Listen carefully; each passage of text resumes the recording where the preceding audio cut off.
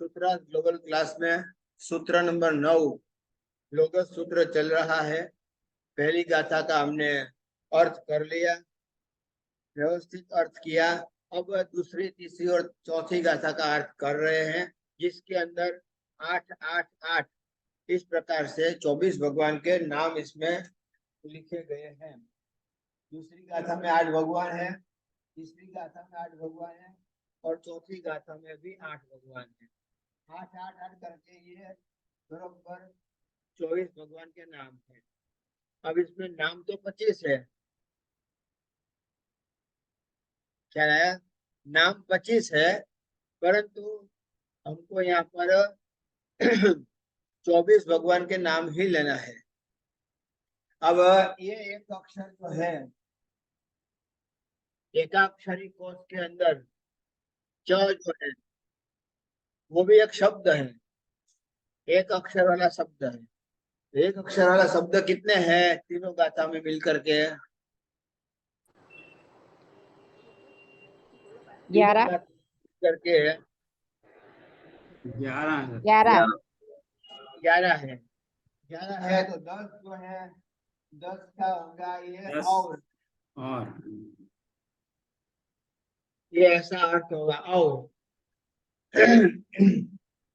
गुजराती में अने ऋषभ मध्यम च वंदे, ऋषभदेव भगवान अने अश्वा ऋषभदेव भगवान और अजितनाथ भगवान को मैं वंदन करता हूँ। 10 च का अर्थ तो और होगा, परंतु एक जो है,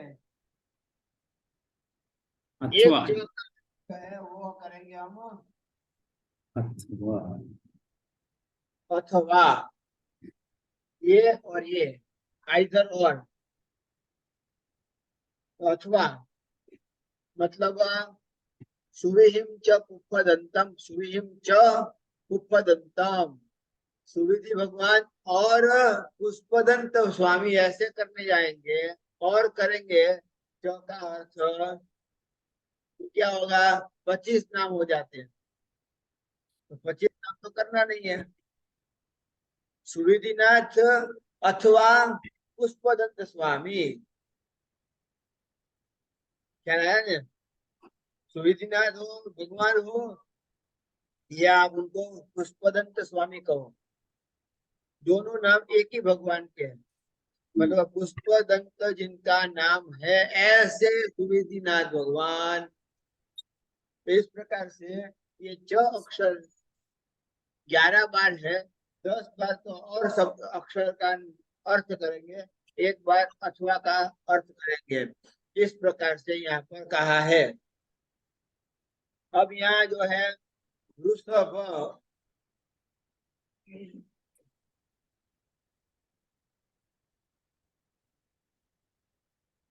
ये सबसे पहला नाम कौन सा है, वृषभ।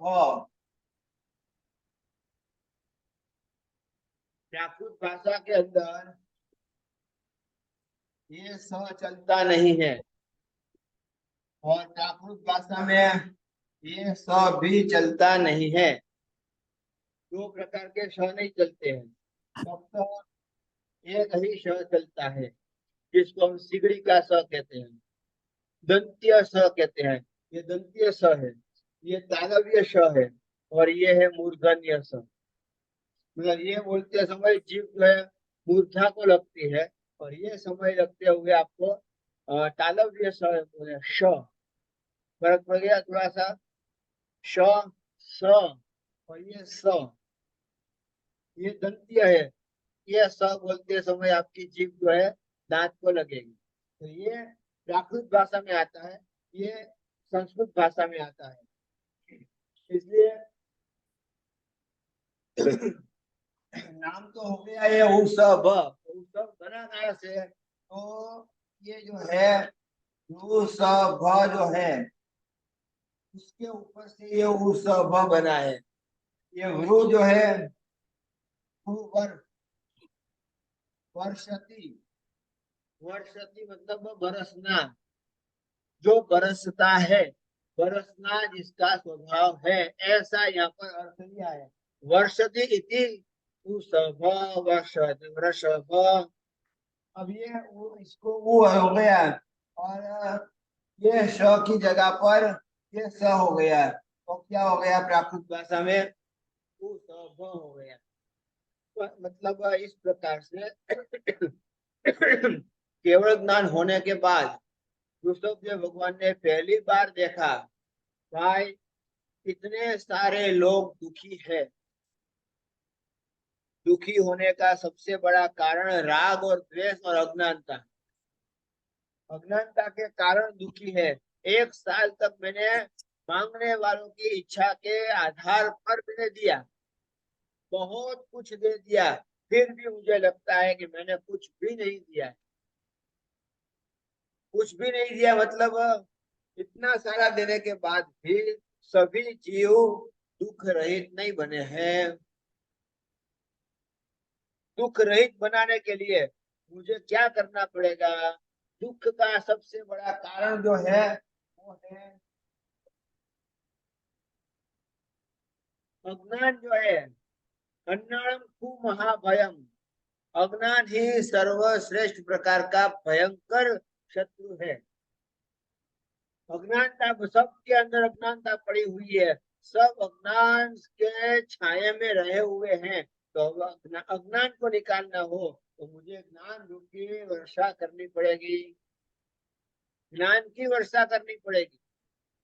कई बार आपने देखा पानी की वर्षा होती है, कई पैसों की वर्षा होती है, कोई अलग अलग प्रकार की वर्षाएं होती है। पर ऋषभ देव भगवान ने सोचा, भाई मैं सब जीवों के ऊपर उपकार करने के लिए मैं सबसे ज्यादा ज्ञान की वर्षा करूं, क्योंकि पहला आरा, दूसरा आरा, तीसरा आरा भी पौने भाग से ज्यादा बीत चुका है। कहीं पर भी धर्म नहीं है, कहीं पर भी तीर्थंकर नहीं है, कहीं पर भी कुछ नहीं है। फिर भी भगवान ने विचार किया कि अब ये आरा जो आया है ये सुखम दुखम का है, और आगे जो आने वाला है तो दुखम सुखम का आने वाला है, दुख और बढ़ने वाला है। और ऐसे संसारी जीवों को अज्ञानता के अंदर रह करके भी दुख सहन करना पड़ता है। उसकी जगह पर मैं सही और सत्य ज्ञान दे करके उनका उद्धार कर सकूं, उनकी आत्मा का उद्धार कर सकूं, इस भावना से भगवान ने वर्षा की, ज्ञान की वर्षा की। केवल ज्ञान प्राप्त करके ही भगवान ने देशना चालू की। तो 3-3 घंटे मतलब 6 घंटे एक दिन के अंदर, एक दिन में 6 घंटे भगवान देशना देते हैं। विचार कर लो, तो एक महीने के दिन कितने हुए? 30 दिन हुए। 30 × 6 करो, कितने हो जाएंगे? 180 घंटे हो जाएंगे। और ऐसे एक साल के 365 दिन हुए। 365 × 6 करो, कितने होंगे? और ऐसे भगवान ने 30 साल तक भगवान ने देशना दी। विचार विचार करना। और ऋषभ देव भगवान ने तो 1000 वर्ष कम, ऐसे 1 लाख पूर्व तक भगवान ने देशना दी। अब कोई सुनने वाले होंगे कि नहीं होंगे? सुनने वाले थे तब तो भगवान ने इतनी वर्षा की। तो भगवान इतने काल तक, इतने अब जो वर्ष तक भगवान देशना देते गए, देते गए। और ये देशना का जो सार था वो इस प्रकार से, मतलब उनका, इसलिए उनका नाम ऋषभ रखा गया, ऋषभ रखा गया। और दूसरी एक बात कहते हैं, भाई मरु देवी माता ने 14 स्वप्न आए, तब सबसे पहले ये वृषभ मतलब क्या?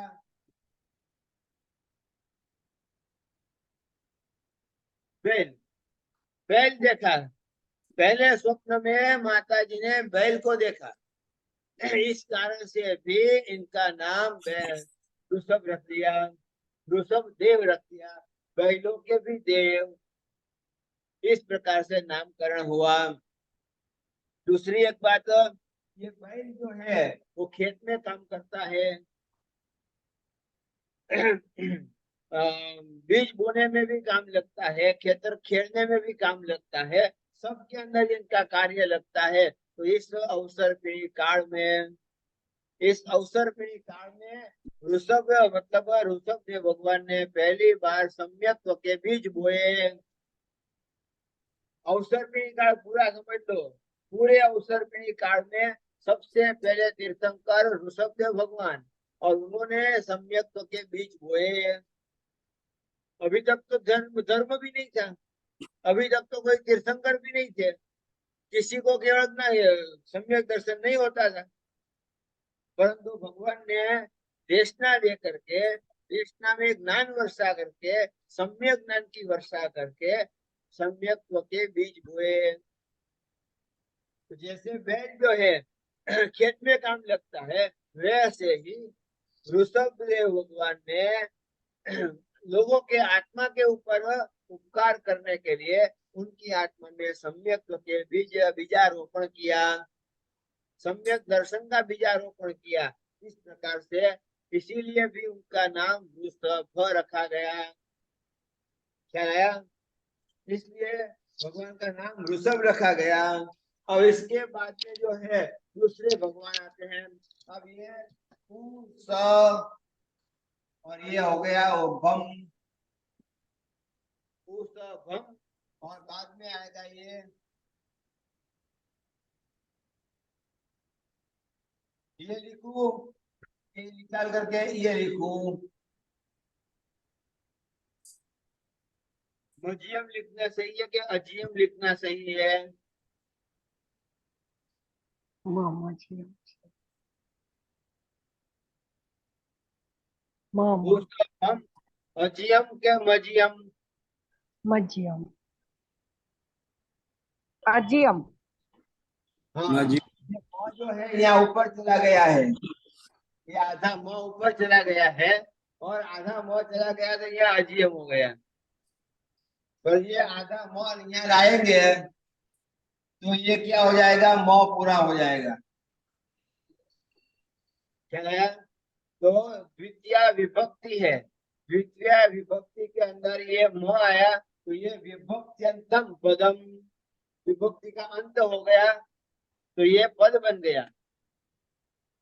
तो अब ये म यहाँ नीचे आकर के इसके साथ ज्वाइन करते हैं तो म पूरा होता है, तो उसभम अजियम च वंदे, तो उसभम अजियम। तो अब अजियम मतलब क्या हुआ? अजियम का सीधा यहाँ पर तात्पर्य है अजीत।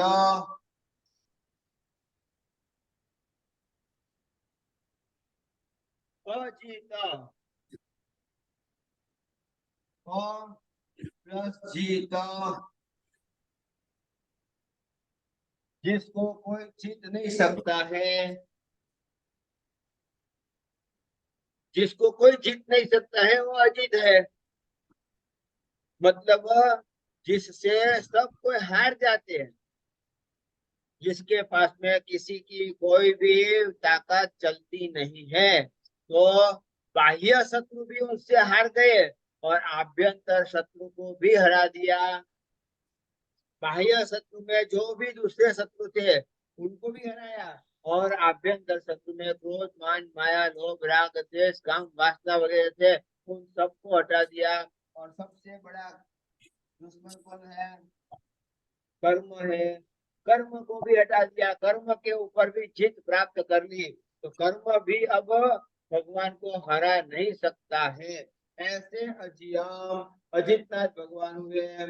अब ऐसे अजितनाथ भगवान के यहाँ पर कहते हैं माता जी जब माता जी के गर्भ में जब थे तब पासा खेल रहे थे, मतलब जुगनू, वो रामायण में देखा है ना आपने?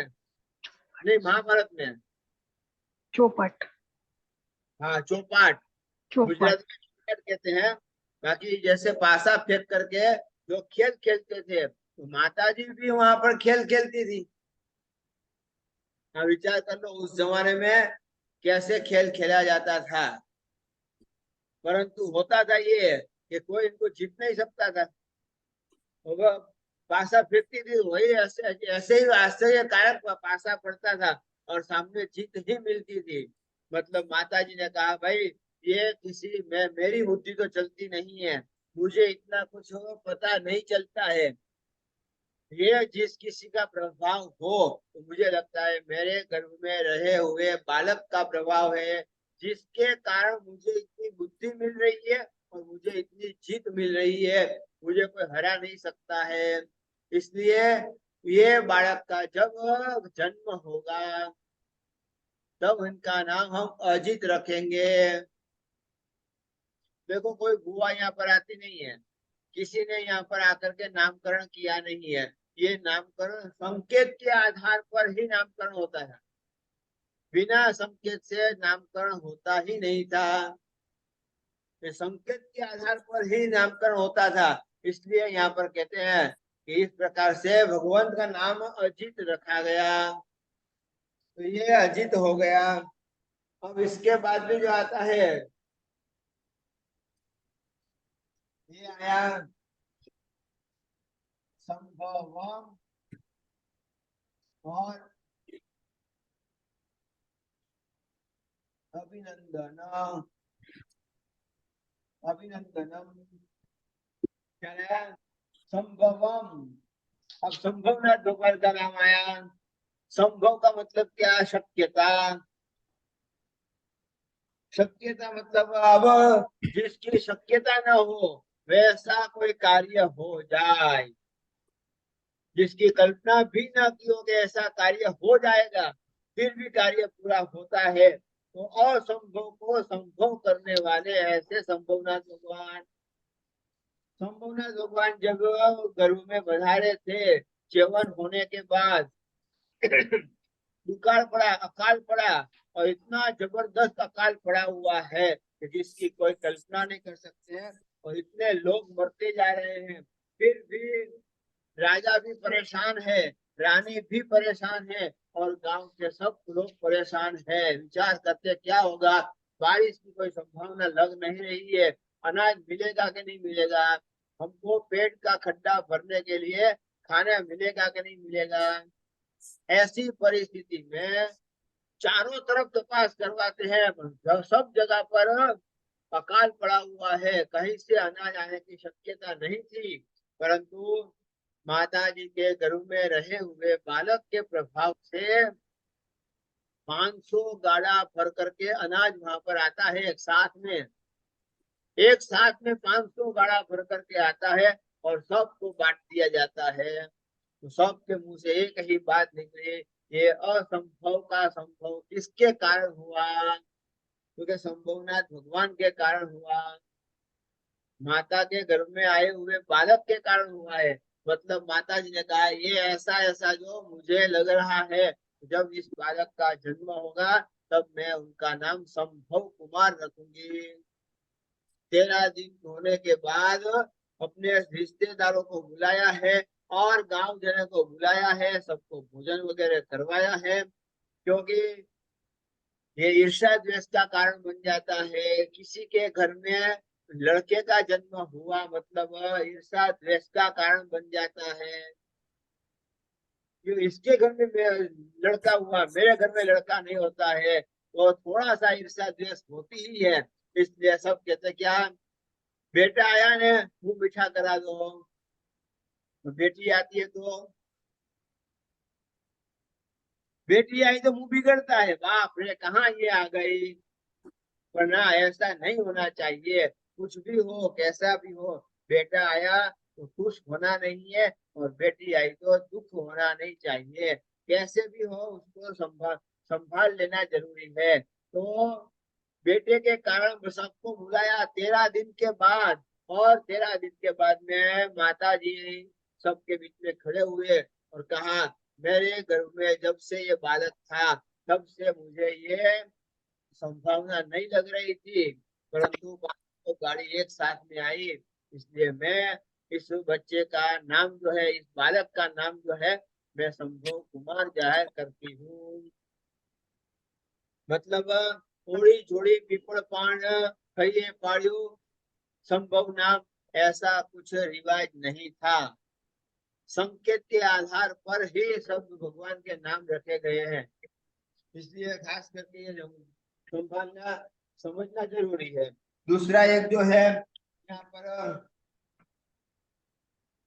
ये आता है, सम प्लस भव, ये संस्कृत में हो गया। शम मतलब क्या? शम का मतलब हुआ कल्याण। शम भवति, जिनका कल्याण हो या जिनके द्वारा कल्याण हो, दूसरों का कल्याण, जिनके द्वारा दूसरों का कल्याण हो, जिनके द्वारा दूसरी आत्मा का कल्याण हो, दूसरी आत्मा का उद्धार हो, उसको भी हम क्या कहेंगे? ये संस्कृत वर्ड है, और संस्कृत में से जब प्राकृत करना है तो ये स तो है ही नहीं संस्कृत में। प्राकृत में ये स नहीं है, इसलिए क्या हो जाएगा? ये स हो जाएगा। तो इसलिए जो कल्याण कर्म करने वाले हैं, जिसके द्वारा कल्याण होता है, ऐसे संभवनाथ भगवान क्या है? अब इस तरह से ये अर्थपूर्ण यहाँ पर नाम रखा जाता था, और ये अभी आया यहाँ पर अभिनंदनम।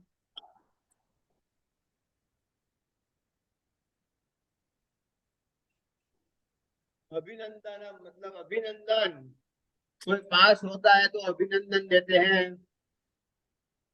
हाँ, बहुत अच्छा हुआ, वाह, आपको बहुत बहुत अभिनंदन, आप सक्सेस हो गए, आपको बधाई देते हैं, तो बधाई के रूप में ये अभिनंदन है। तो भगवान का जब जन्म हुआ तब इंद्रों के द्वारा जो है माता पिता को अभिनंदन मिलता रहा। और जो है सामान्य अर्थ से इस प्रकार से यहाँ पर कहा कि इंद्रों द्वारा जिसकी स्तुति कराई गई,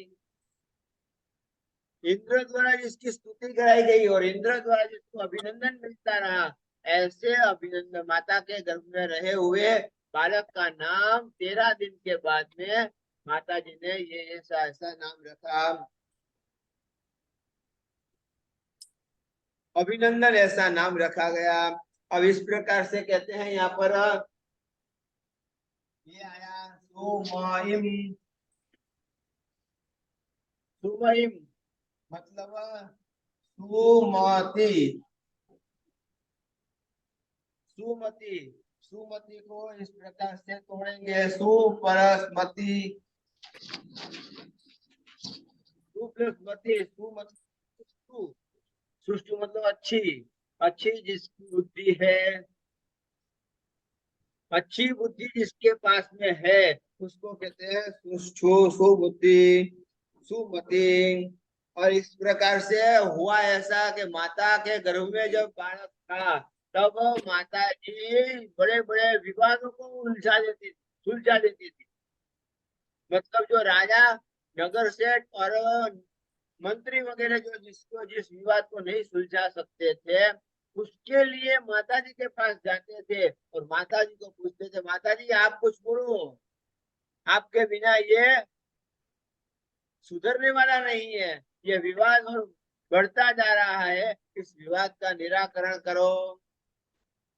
क्या मालूम किसके प्रभाव से, और माता जी कहती थी और विवाद पूरा समाप्त हो जाता था। तो ये बुद्धि कहाँ से आई? तो माता जी कहती है कि भाई मेरे गर्भ में जब से ये बालक है तब से मुझे ऐसी अच्छी बुद्धि आई, और मैं बुद्धि पूर्वक दूसरों के विवाद को भी मैं मिटा सकी। इसलिए खरेखर इस बालक का नाम हूं मैं सुमति। सुमति ऐसा नाम रखती हूँ। इस प्रकार से भगवान भगवान का नाम सुमति रखा गया। चला, अब सुमति के बाद में आया बहुमपहम। बहुमपहम, बहुमपहम का संस्कृत हुआ पद्म प्रभ। पद्म प्रभ, अब पद्म प्रभ जो हुआ मतलब पद्म मतलब ये पद्म, पद्म का मतलब क्या हुआ? कमल। पद्म मतलब कमल। कमल की प्रभा जिनकी है, कमल के जैसी जिनकी प्रभा है, कमल के जैसा जिनका स्वरूप है, ऐसे बालक का नाम पद्म प्रभ रखा।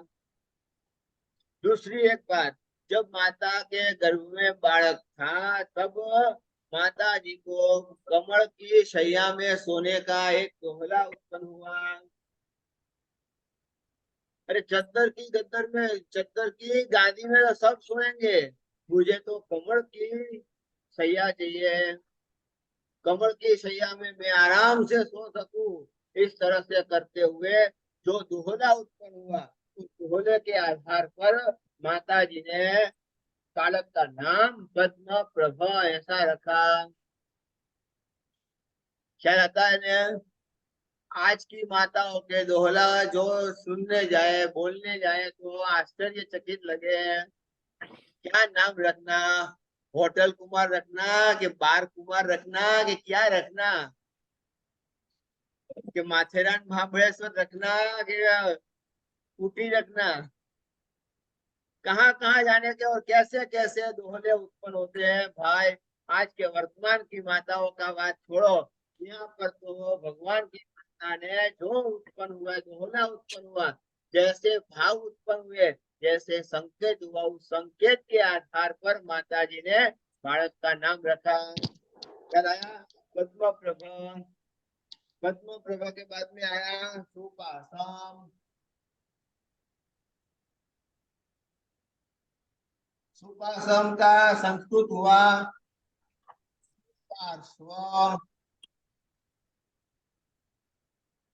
पार्श्व का मतलब हुआ जो हाथ के पास में ये जो बगल का ये भाग है ना, उसको यहाँ पर पार्श्व कहते हैं।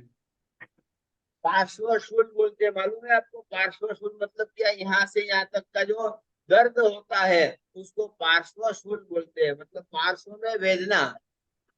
परंतु यहाँ पर तो सु है, सु प्लस पार्श्व है। जिनका ये पड़खा बोलते हैं, गुजराती में पड़खा बोलते हैं, और आपके अंदर करवट बोलते हैं। करवट जिसकी अच्छी है, मतलब ये भाग जो है वो भी सुंदर है, सुडोल है, और जैसा तैसा नहीं है। इस प्रकार से जिनका सुपार्श्व, पार्श्व भी जिनका व्यवस्थित है और सप्रमाण है, ज्यादा बड़ा भी नहीं है और ज्यादा छोटा भी नहीं है, इस प्रकार का सुडोल है। मतलब पार्श्व का मतलब हो गया, समझ में आ गया बात? इस प्रकार से सुपार्श्व। अब सुपार्श्व ये संस्कृत हो गया, सुपार्श्व ये संस्कृत हो गया। संस्कृत में से आया म प्राकृत भाषा में, प्राकृत भाषा में आया तो यहाँ सुपासम हुआ। आया हाँ ध्यान, मेरे एकदम ध्यान आया, टाइम देखा ना। क्या हुआ? सुपार्श्व नाम हो गया यहाँ पर। मतलब क्योंकि ये प्राकृत भाषा के अंदर ये र, र और ये व क्या रहा, ये इस प्रकार से अलग अलग जो वर्ग है, उस अलग अलग वर्ग के कभी भी ज्वाइंट अक्षर नहीं आते हैं प्राकृत भाषा में। प्राकृत भाषा में ज्वाइंट अक्षर कौन से आएंगे? स्व, स्व, स्व जोड़ वाले, मतलब क ख ग घ य। ये 5 अक्षर जो है वो स्व वर्ग है, एक वर्ग है। उस वर्ग के साथ में ज्वाइंट शब्द अक्षर आएंगे, ये क और ख जुड़े हुए आएंगे। अब इसमें प लगाओ तो क्या होगा? पक्ष। और संस्कृत में जो है ये पक्ष हो जाएगा, ये क्ष आ गया। क्ष मतलब क्या? क भी है और श भी है, ये दो मिलकर के क्ष बनता है।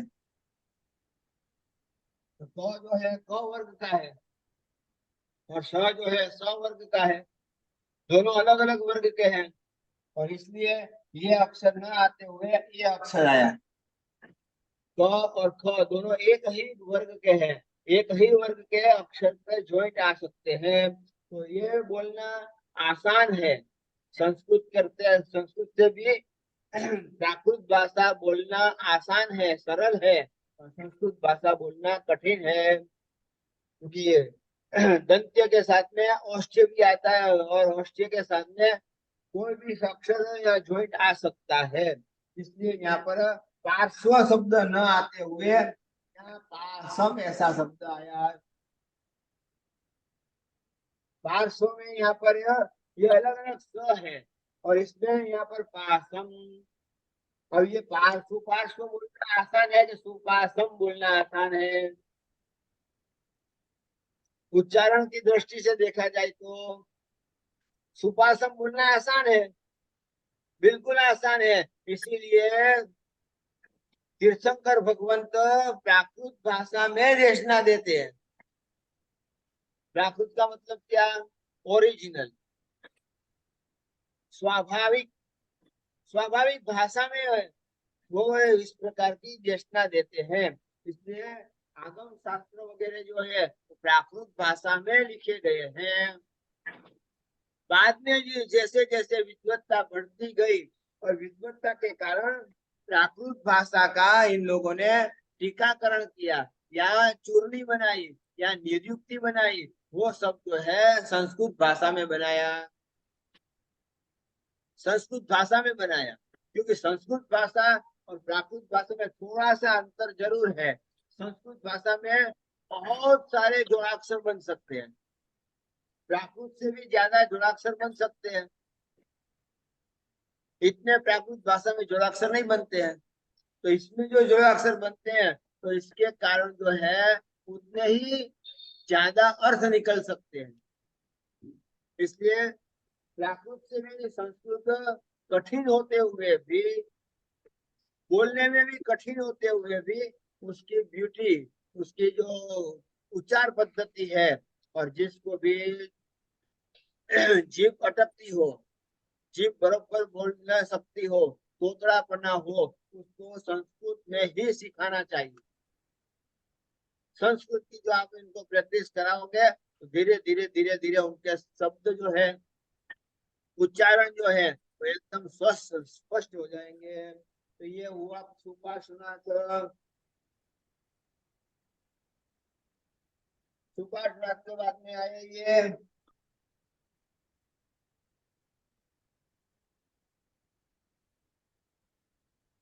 चंदपहम वंदे। चंदपहम मतलब ये संस्कृत नाम आया चंद्रप्रभ। संस्कृत में देखो चंद्र आया, पेपरा आया, परंतु इसमें नहीं आएगा। इसमें चंदपहम हुआ, चंद्रप्रभ। मतलब क्या करेंगे? चंद्र प्रभा का अर्थ यहाँ पर चंद्र जैसी जिसकी प्रभा है, चंद्र जैसा जिसका स्वरूप है, चंद्र के किरणों के समान जिसकी शांत स्वभाव वाली प्रभा है। सूर्य की प्रभा थोड़ी सी गर्म लगेगी, परंतु चंद्र की प्रभा एकदम शीतल लगेगी। इसलिए जिसकी प्रभा एकदम शीतल है, और कहते हैं भाई माता जी के गर्भ में जब ये बालक था, तब माता जी को ऐसा स्वप्न आया कि चंद्र को पूरे से पूरे मुंह में लेकर के निकल जाऊं। तो ये जो स्वप्न आया था, इसके कारण माता जी ने इनका नाम चंद्र प्रभ रखा। संस्कृत में चंद्र प्रभ और प्राकृत में चंदपहम। इतना ध्यान रखते रहना। और इस प्रकार से अब हुआ ये चंद्र प्रभ। अब ये पहली गाथा पूरी हुई, दूसरी गाथा 8 नाम वाले, दूसरी गाथा पूरी हो गई। ख्याल आया? ये 8 गाथा वाली पहली गाथा पूरी हुई। अब दूसरी गाथा लेते हैं।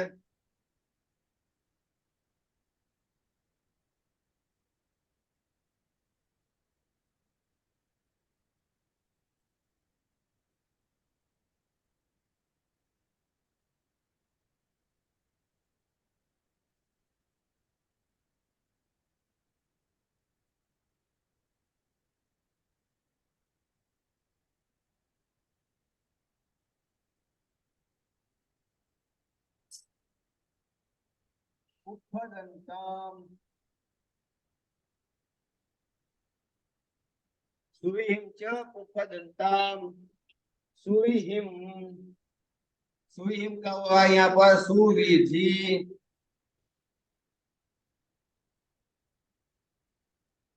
सुविधि और यहाँ पर यहाँ पर हुआ पुष्पदंत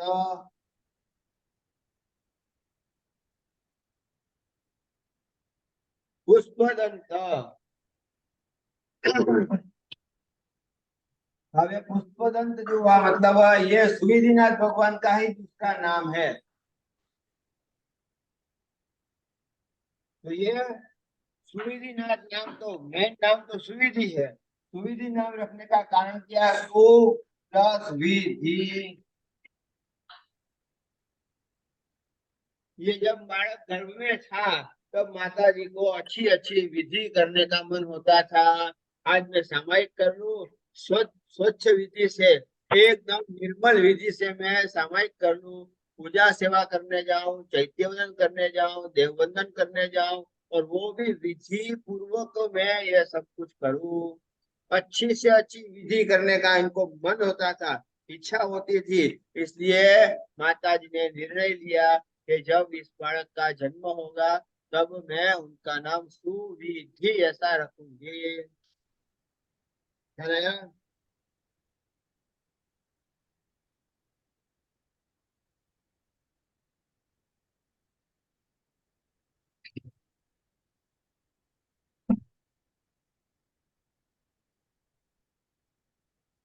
तो इस प्रकार से कहते हैं कि यहाँ पर जो है माता जी के गर्भ में जब पधारे थे तो माता जी को भी अलग अलग प्रकार की विधियों में कुशलता मिलती गई, अलग अलग प्रकार की विधियों में कुशल बनते गए और एक कुशलता प्रकट होने के कारण माता जी ने ये निर्णय लिया मैं कैसे भी हो ये मेरा बालक जब से गर्भ में आया है तब से मुझे विधियों करने में और विधि की आराधना करने में मुझे कुशलता मिली है, इसलिए मैं इसका नाम विधि ऐसा रखूंगी। इस तरह से ये हो गया सुविधिनाथ भगवान का नाम।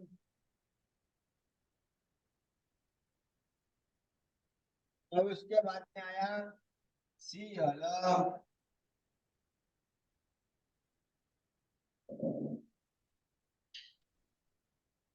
सिंहल सिंहल का मतलब यहाँ पर हुआ शीतल। अब शीतल का नाम तो मालूम है आपको सबको, शीतल मतलब क्या? ठंडा, एकदम ठंडा, मतलब सर्व प्राणियों के संताप को नाश करने वाले हैं और शीतलता प्राप्त कराने वाले हैं। जो क्रोध मान माया लोभ से आक्रांत हो चुके हैं, जो क्रोध मान माया लोभ क्रोध की आग में जो जल रहे हैं उनको शीतलता कहाँ मिलेगी? भगवान के नाम में शीतलता। शीतलता गुण, शीतलता का गुण जो है वो चंदन में भी है। जब कोई तपस्या करता है तो चंदन को घूट करके सिर के ऊपर कपाल के ऊपर लगाते हैं तो ठंडक होती है ना, नहीं है, परंतु वो ठंडक बाह्य गर्मी को रोक सकती है। आभ्यंतर गर्मी को कौन रोक सकता है? क्रोध की आग से कौन बचा सकता है? क्योंकि शीतलनाथ भगवान क्या कर सकता है, चंदन क्या कर सकता है? शीतलनाथ भगवान के नाम से आपका क्रोध भी शांत हो जाएगा, कसाय भी शांत हो जाएंगे। जिसके नाम से शीतलता प्राप्त होती थी इसलिए माता जी ने इनका नाम शीतल कुमार ऐसा रखा।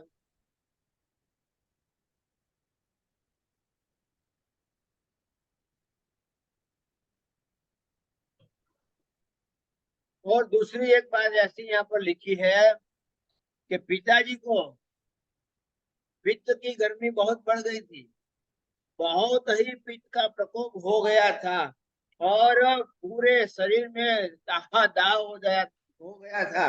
और ऐसी परिस्थिति में माता जी ने वहां पर अस्त्र स्पर्श किया, मतलब समझ में आई बात? ऐसे स्पर्श किया, जहां जहां स्पर्श किया वहां पर एकदम शीतलता प्राप्त हो गई।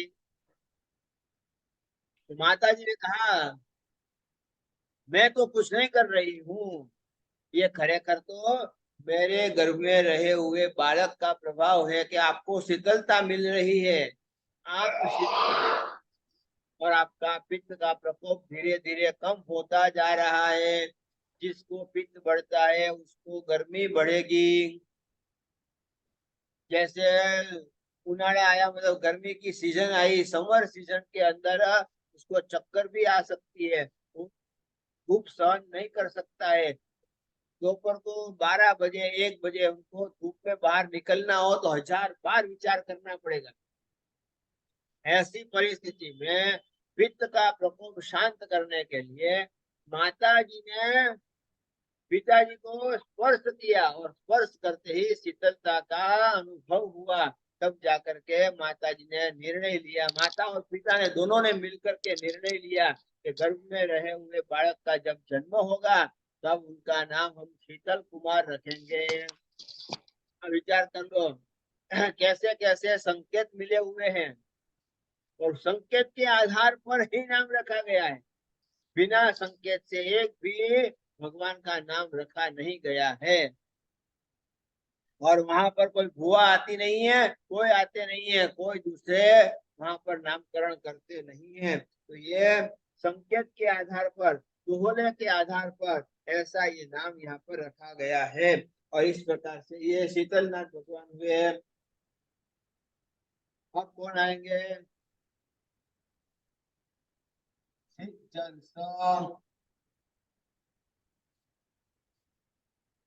सिद्धंस क्या रहा? सिद्धंस मतलब यहाँ पर श्रेयांश, श्रेयांश।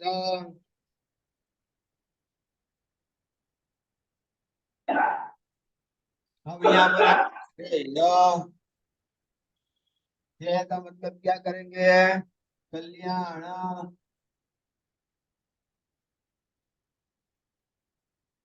कल्याण श्रेय का मतलब कल्याण। और इसका अंश,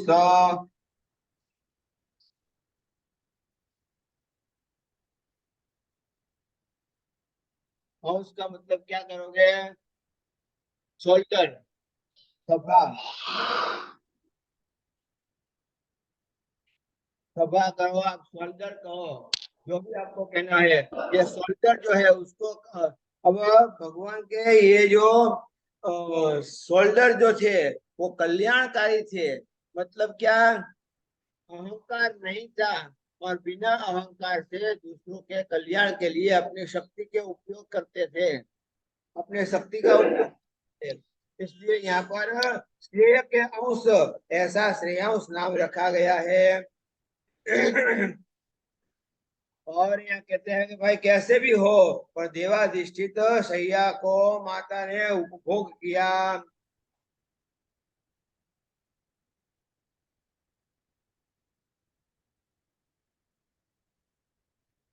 माता ने श्रेय मतलब इंद्रों द्वारा दी गई ऐसी, श्रेय का मतलब दूसरा कहेगा शैया, शैया मतलब पथारी, पलंग। ये इसको ऐसे लिखा जाएगा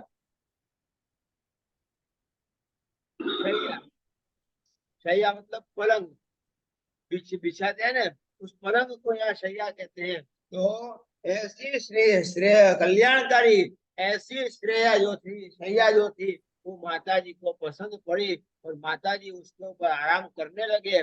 इसलिए भी उसका नाम श्रेयांश कुमार ऐसा रखा गया।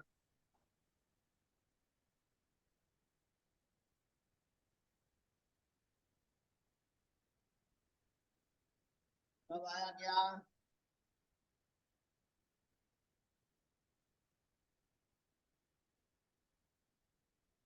वासु पूज्यम च, वासु पूज्य,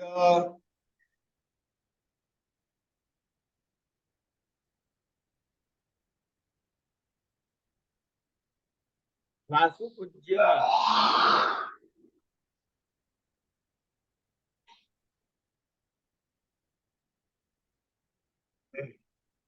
यहाँ पर ऐसा है ये वसु,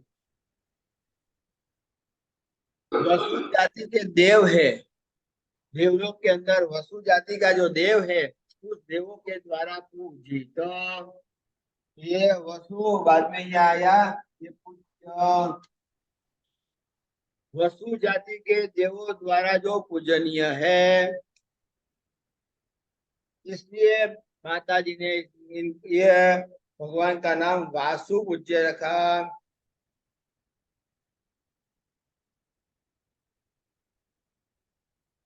दूसरी बात, वसु मतलब यहाँ पर कहते हैं सुवर्ण।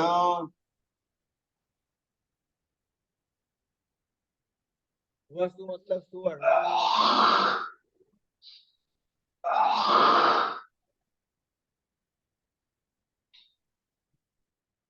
वसु का मतलब सुवर्ण, सुवर्ण की वर्षा जहां पर हुई, और सुवर्ण की वर्षा होती है और राजकुल की जहां पर पूजा होती है, इसीलिए भी यहाँ पर कहा भाई इनका नाम वासु पूज्य रखो।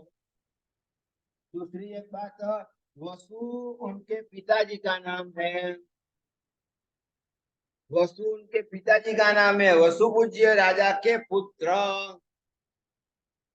वसु पूज्य मतलब वसु पिताजी का नाम है और पिताजी के नाम से वसु राजा के पुत्र के रूप में वसु पूज्य की जगह पर वासु पूज्य हुआ। वसु द्वारा उत्पन्न हुआ है, वसु राजा के द्वारा उत्पन्न हुआ है, ऐसा बालक, उसका नाम वासु पूज्य ऐसा रखा गया। ये विशेष अर्थ हुआ। इस प्रकार से ये वासु पूज्य हो गए, ये 12 भगवान के नाम हो गए। विचार करो आप के एक भगवान के नाम कितने सार्थक नाम है, निरर्थक नाम नहीं है। आजकल तो यामिनी कामिनी भामिनी ऐसा नाम रखते हैं। यामिनी कामिनी मतलब रात को जो है क्या क्या करने वाली, यामिनी याम मतलब रात्रि, रात्रि के अंदर जो गलत काम करने वाली होती है उसका नाम यामिनी होता है। जो काम कड़ा में श्रेष्ठ होती है उसका नाम कामिनी होता है। परंतु क्या करे, कोई सोचना ही नहीं है, कुछ भी सोचना नहीं है कोई इतिहास देखना नहीं है, कोई संकेत देखना नहीं है, कुछ भी नहीं, कैसा भी नाम पसंद पड़ा रख लिया। कम से कम इतिहास देखो, कौन से महापुरुष हुए, कैसे महापुरुष हुए कितनी महासतियों से हुई है। आप देखो बरहेसर की सजाई आती है, उसके अंदर भी कितने नाम आते हैं, जखाय जखदीना भूआ जो आते हैं, यक्षा यक्षदीना भूता भूतदीना, ऐसे जो नाम आते हैं उनकी बात आप सोचने लगोगे। चंदन बाला भी एक अच्छा नाम है, राजीमती भी एक अच्छा नाम है, परंतु ऐसे नाम आज पसंद नहीं आते हैं। और कोई भी कहीं से भी या तो गूगल के ऊपर जाकर के सर्च करके लेके आएंगे। आज तो जमाना ये आ गया। पहले तो क्या करते थे, साधु महाराज के पास जाते थे, साधु महाराज को विनती करते थे, साहब आज लड़का हुआ है और इसकी ये राशि है और राशि के ऊपर ये ऐसे ऐसे अक्षर आए हैं, कोई एक अच्छा नाम।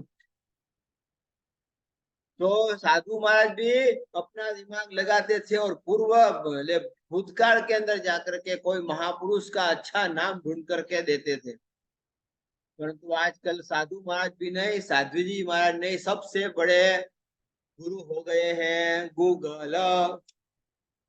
गूगल सबसे बड़ा गुरु बन गया है। अब वहां से सर्च कर लो, कोई भी कैसा भी नाम उठाओ और रख लो। तो कहने का मतलब नाम के पीछे भी आपका इतिहास बनता है, एक नाम के पीछे भी इतिहास बनता है। तो ये भगवान के नाम है, विचार कर लो। 12 भगवान के नाम हमने किए और 12 भगवान के नाम बाकी है, तो मतलब 1.5 गाथा हो गई, बराबर ने। 1.5 गाथा हुई, 1.5 गाथा बाकी रही। 12 भगवान के नाम पूरे हो गए। तो इस प्रकार से हमको समझना जरूरी है कि कौन सा नाम रखना, कैसा नाम रखना। नाम का भी एक इतिहास बनता है। नामकरण करते समय विचार करना, कोई साधु महाराज के पास या साध्वी जी महाराज के पास जाकर के उसका नाम लेकर के आना। हाँ, जूना पुराना नाम लगेगा ना, नहीं है, आज की नई फैशन में नाम नहीं आएगा, ये भी बात सही है, परंतु जूने नाम के अंदर उनका इतिहास जुड़ा हुआ होगा। जब लड़की या लड़का बड़ा होगा तब समझ में आएगा कि मेरा नाम बाहुबली क्यों रखा, मेरा नाम बाहुबली रखा क्यों, तब उसको पता चलेगा। तब इसके इतिहास समझाओगे कि बाहुबली ने पूर्व के जन्म में, पूर्व के भव में 500 साधुओं की गोचरी ला करके कितनी बड़ी अच्छी सेवा की थी, उसके आधार पर बाहुबल बना और बाहुबली बना। और बाहुबली ने चक्रवर्ती को मारने के लिए मुट्ठी उठाई और बाद में उन्होंने दीक्षा ले ली। तो ऐसे बाहुबली का नाम लेकर के भी आप कर सकते हो। कोई भी नाम रखो, कैसा भी नाम रखो, आखिर आपको कुछ न कुछ शुभ संकेत देख करके नाम रखोगे तो उस नाम का भी इतिहास बनेगा। इस प्रकार से ये आपके सामने मैंने 12 नाम तो सामने रखा। पहले कल